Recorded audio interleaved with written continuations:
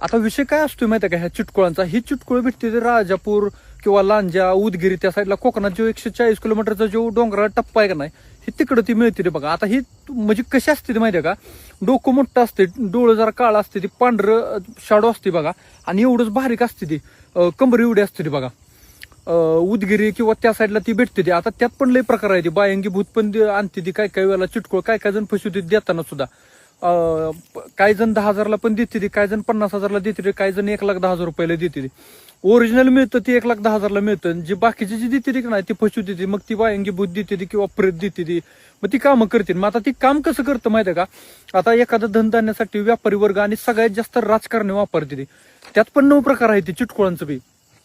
म्हणजे कोण इज्जतीसाठी आणतं, कोण सुंदरतेसाठी आणतं, कोण व्यवस्थित राहावं यासाठी. आता काय काय जण बघा गावत नाही ती कशातच, एवढी राजकारणी मोठी आहे ती, पण कुठल्या कागदपत्र किंवा कशात गावत नाही ती, ही त्याच्यासाठी वेगळं आणते ती, इज्जतीसाठी वेगळी आणते ती. त्यात पण 9 प्रकार आहे ती, असा विषय.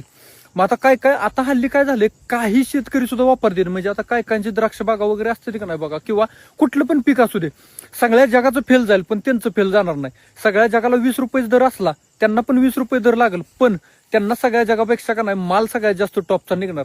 आणि आता एखाद्या वेळेला मला पण असं काय काय अनुभव आलं, त्यांच्या रानात आपण पाऊल टाकलं का नाही, त्या मालकाला लगेच कळतं बघा, तो मालक तिथं हजर असतो पहिल्यांदा. म्हणजे असं लय अनुभव आहे ते. महत्वाचं म्हणजे काय, ह्या आहे त्या सगळ्या तामसिक गोष्टी. ही तामसिक प्रेत असू देत किंवा चिटकुळ, ही जी निर्माण करते ना, ही सगळं तामसिक आलं.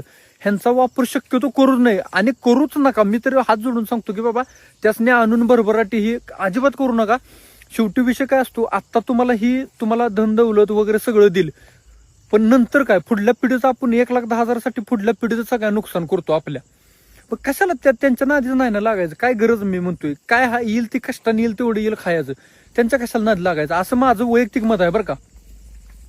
आणि ती काय करते चिटकुळ, किंवा ती काम काय करते, ती त्या मालकाला कष्ट करायला होतं. समजा एखादी फाईल आहे, आपण बँकेत गेलो मंजुरीसाठी, ती चिटकुळ प्रेत असते, ती 3 तत्वाचं असते. मग ती काय करतं, पुढलं बँकेचं जे मॅनेजर असून ना कोण, बुद्धी पहिल्यांदा त्याची स्थगित करणार, म्हणजे बुद्धी थांबवणार, आणि जो पुढला म्हणाल तसं ती करतं. लय क्युरिबिरी काढत बसत नाही, फाईल मंजूर करून देतं लगेच. असं म्हणजे जगाचं होणार नाही पण आपलं काम होणार, असं मला म्हणायचं.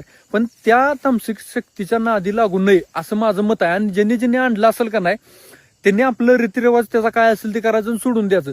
तुम्ही म्हणशील आता गेलो जिथनं आणलं तिथं सोडून दिलं, कसं असतं, कुत्रा आपण आणलं समजा, लहानाचं मोठं केलं सगळं, आणि त्याला परत सोडायचं म्हणलं ती वासव परत मागे येतं. आणि परत एकदा जर त्यानं ठरवलं का नाही ह्याचा नाशच करायचा, विषय संपला. ती पिढी सकट सगळं जेवढं कमावलं का नाही तेवढं सगळं घालवत होती.